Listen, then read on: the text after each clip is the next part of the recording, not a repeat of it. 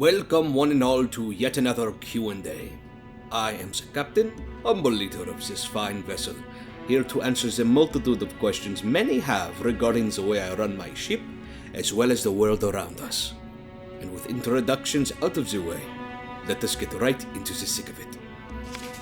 Question 1 is, how do you feel about the crew possibly engaging in cannibalism, and or eating very questionable things using the new scavenger's guide? Oh, starting off strong. Well, don't knock it till you try it. But really, I can only hope it's a last resort. Our medical facilities are well equipped, but I hope that we do not have to test fate. It is incredibly important I know the venerable captain's favorite breed of feline, post-haste. If I had to choose, it would be the orange tabby. I find the proclivity for airheadedness to be utterly enthralling. Why do we call it the Black Reliquary? It looks pretty sand-colored from here. Good names are not always so accurate, my friends. Things which reside in the desert for centuries tend to indeed look a little sandy. I do not believe the sand-covered reliquary is quite as catchy. What are the official names of each of the critters that you employ as trinkets? We have Whiskers the snake, whose name I did not choose, but I find it fitting of his nature, Belch the frog, Shuckles the hyena, and I am told the capuchin is called Jack. I have heard some of the crew refer to the potted cactus as Jim, though it is unclear to me why this is so amusing. If you could move anywhere in the world to settle down and not have to worry about some eldritch horror bursting from the ground, falling from the sky, or materializing out of nowhere, just to live a nice cozy life, where would you go?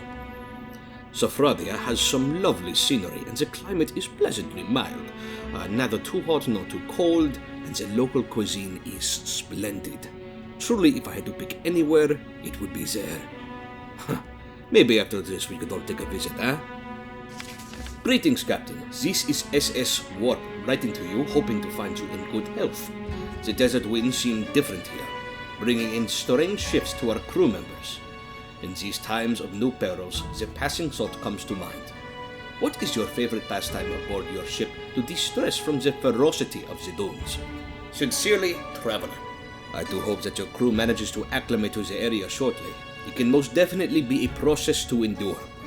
As for my activities of leisure, I simply indulge in reading a good novel, listening to the wind brush against my cabin window. Why are the Lost Legion here?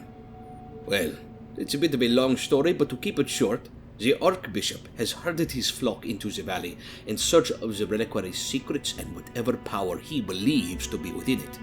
The congregation which follows him has turned its back on the time-honored teachings that many who are faithful to the light still practice and believe in.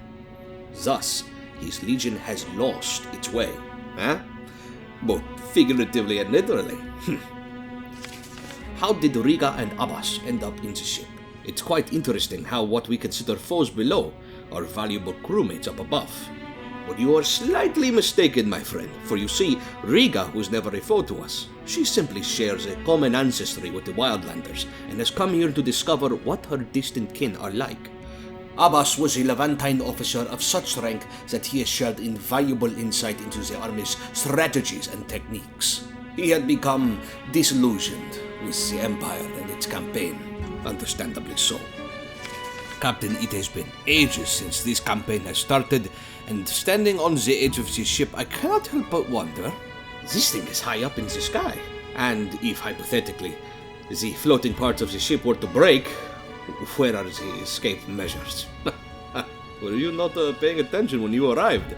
We would almost certainly perish from the descent, and even if you were to survive the fall, you would be in the middle of the desert, which I would suppose is slightly more survivable than your ship sinking in the middle of the sea, for what little sort of comfort that may provide.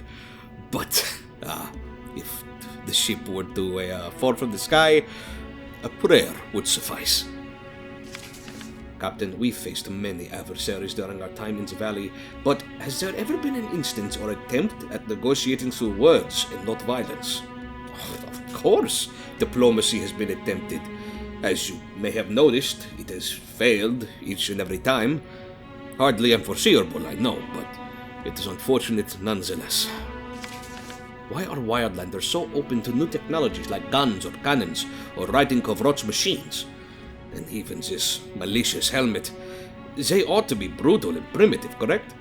I am scared of what they could do if they reach the ruins of Osvengir. The tools that lend to the performance of violence should seldom be overlooked. Even if they do not fully understand how these weapons function, the application is the most important part. Their recent discoveries can almost solely be attributed to the Ivory Matron, whom we will need to discuss at a later time. As for the hypothetical Osvengir weaponry, it could certainly present a threat. But such tools of waging war are often deemed unfavorable for the fighting style of the average Wildlander berserker, and too prestigious for their lowly male warriors. Are you ever kept up at night by the memories of the terrors that plague the valley? I find that I have trouble sleeping at times after expeditions. An understandable problem. For myself, my time in the Osvengir Navy has, shall we say, hardened me? Not that the matters of the valley could be considered trifling by any measure, but I have simply seen worse in most cases. And if you want to sleep better, I recommend a hearty meal and some time with the hookahs. Good day to you, Captain. I noticed that one of your crew members employs some kind of ancient technologies that can be fused with amber. I haven't had the courage to ask them myself, as that mask and drill are quite unnerving, but why haven't you used these designs to expedite the exploration of the reliquary and surrounding regions? It would only seem logical that the automated brilliance is to be used for our goals. With an amber-powered arsenal, we could crush the Levantine, shatter the walls of the treasury, and take its secrets for ourselves. If the Imperial forces could be so easily toppled by simply employing better weaponry, the Empire would have fallen by now. That is, assuming such weaponry could even be attained in large quantities. The problem is simply the logistics of warfare. Of course, it would be preferable to simply send forth an overwhelming force to sweep across the valley, but we do not have such resources. And it isn't even a matter of payment, as you know, but the scarcity of these technologies, it's ultimately the downfall of such a plan. And those were all the questions we could answer at this time. And might I just say, a very solid group of options to pick from.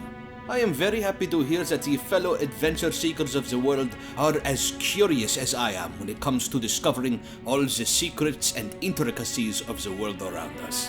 It has been a lovely Q&A, and I wish you all a happy voyage. Hopefully you will hear from us soon. Auf Wiedersehen.